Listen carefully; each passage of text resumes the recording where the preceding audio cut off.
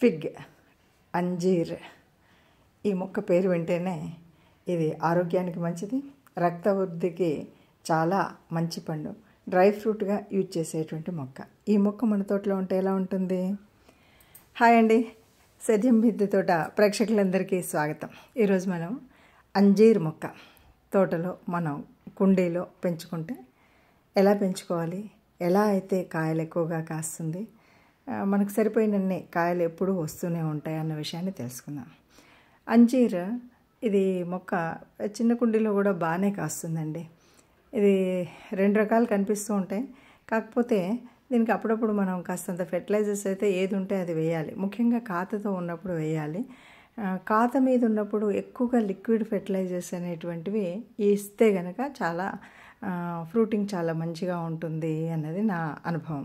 నేనైతే రెగ్యులర్గా బియ్యం కడిగిన నీళ్ళు కానీ, ఉల్లి తొక్కలు నానబెట్టిన నీళ్ళు, కొన్నిసార్లు అయితే అందులోనే కూరగాయ ముక్కలు కూడా కూరగాయ తొక్కలు అవి వేసిన తర్వాత ఆ నీళ్ళని అట్లాగా వారం 10 రోజులకు ఒకసారి ఇవ్వండి.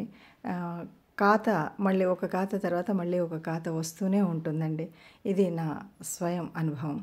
ఇక చెట్టు చూసారా ఎంత మామూలుగా ఎంత సన్నగా ఉందో. ఈ చెట్టుకు బోల్డ్ అన్ని కాత అయితే వస్తుందండి. అయితే ఇందులో 2 రకాలు ఉంటాయి. ఒకటి ఇది కాకుండా ఇంకొకటి ఏంటంటే, ఈ ఆకులను చూస్తే మీకు అర్థమవుతుంది, పూనా వెరైటీ అంటారు. అది కొంచెం ఆకులు కొద్దిగా తేడా ఉంటుంది. ఇది మామూలుగా మనం పెంచుకునేటువంటి అంజీరు. చూడండి ఎంత కుండీలో ఉందో. ఈ కుండీలోనే ఉంది. ఇక్కడ చిన్న ఒక కాడ వచ్చింది, ఒక కొమ్మ బ్రాంచ్ వచ్చింది, దానికి కూడా కాతుంది. ఇప్పుడు దీనికి ఇప్పుడైతే మీకు కాత చూపెడతాను. చెట్టు నిండా పైన ఉన్నటువంటి ఉన్నాయి. ఇలా పొడుగు వద్దు అనుకుంటే మనం విరిచేస్తే మళ్ళీ ఎక్కువ వస్తుందండి. ఇది పూణే వెరైటీ అండి. దీని లీవ్స్ చూడండి, ఇది కొంచెం పపాయ లీవ్స్ ఎట్లా ఉన్నాయో అట్లా కనిపిస్తుంది కదా, ఇది పూణే లీవ్. దీని పండు ఇంకా స్వీట్గా ఉంటుంది. సరే, ఏదేమన్నా సరే 2 రకాల వెరైటీస్ అయితే పెంచుకుంటే మంచిది. మనకి ఎన్ని చెట్లు ఎక్కువ ఉంటే అంత మంచిదండి. అన్ని కాయలు వస్తాయి. మనం ఆరోగ్యాన్ని హాయిగా కాపాడుకోవడానికి ఒక మంచి రెమెడీ అండి. ఇది చూడండి, ఇందులో కొమ్మకి మనకి బ్రాంచ్ ఉంది అంటే ఆడ కొమ్మ వచ్చింది, కొత్త బ్రాంచ్ ఉంది అంటే దానికి కాత ఉంటుందండి. ఈ కాత ఓన్లీ మనం బాగా పండిన తర్వాత పక్షులు కనుక మనకు ఎక్కువ ఉన్నట్టయితే పక్షుల నుండి మాత్రం తప్పనిసరిగా కాపాడుకోవడానికి అవి బ్యాగ్స్ పెట్టుకోవడం అనేది చేయాలి. లేదు అవి తింటూ మనం తింటున్నామంటే ఇట్స్ ఓకే. చూడండి, ఇక్కడ ప్రతి కొమ్మకి కాత అనేది కనపడుతుంది. దీన్ని ఎక్కువ కాత కావాలి అంటే ఏంటంటే, కొంతమంది మామూలుగా చెట్టుని అలా వదిలేస్తే అది పెరుగుతూ ఉంటుంది. ఇది చూడండి, కింద నుండి పైకి వెళ్ళే వరకు నేను కూడా చేసిన పని అదే. ఈ కింద ఒక బ్రాంచ్ వచ్చింది, దీనికి కూడా 2 కాయలు ఉన్నాయండి. సో ఈ మనం పైకి వెళుతూ ఉన్నప్పుడు కాదు, ఈ కుండీ చూడండి, ఇది ఏమాత్రం ఉందో. ఇంత చిన్న కుండీ మాత్రమే. దీంట్లో మనం ఎప్పటికప్పుడు అంటే మట్టి కలిపిన దగ్గర నుండి మళ్ళీ ఎప్పటికప్పుడు కావాల్సినటువంటి ఎరువు దానికి వేస్తూ పోతుంటే అది అలా పెరుగుతూనే ఉంటుందండి. ఈ పైకి వచ్చిన తర్వాత ఒక స్టేజ్ వచ్చిన తర్వాత వద్దు అనుకుంటే దాన్ని మనం విరిచేస్తే, అంటే కొమ్మను కట్ చేస్తే మళ్ళీ పక్క నుండి బ్రాంచ్ వస్తుంది.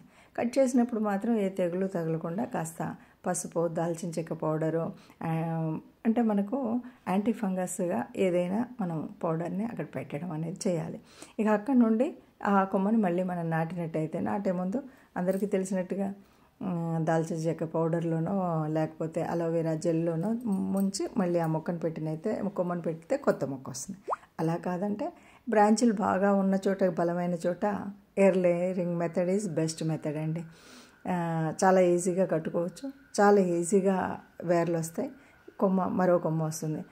నా ఉద్దేశంలో అయితే ఒక తోటలో కనీసం 4-5 చెట్లు ఉన్నాయంటే మన ఇంటికి సరిపోయిన మనకు ఈ అంజీర్ మన దగ్గర ఉంటుందండి.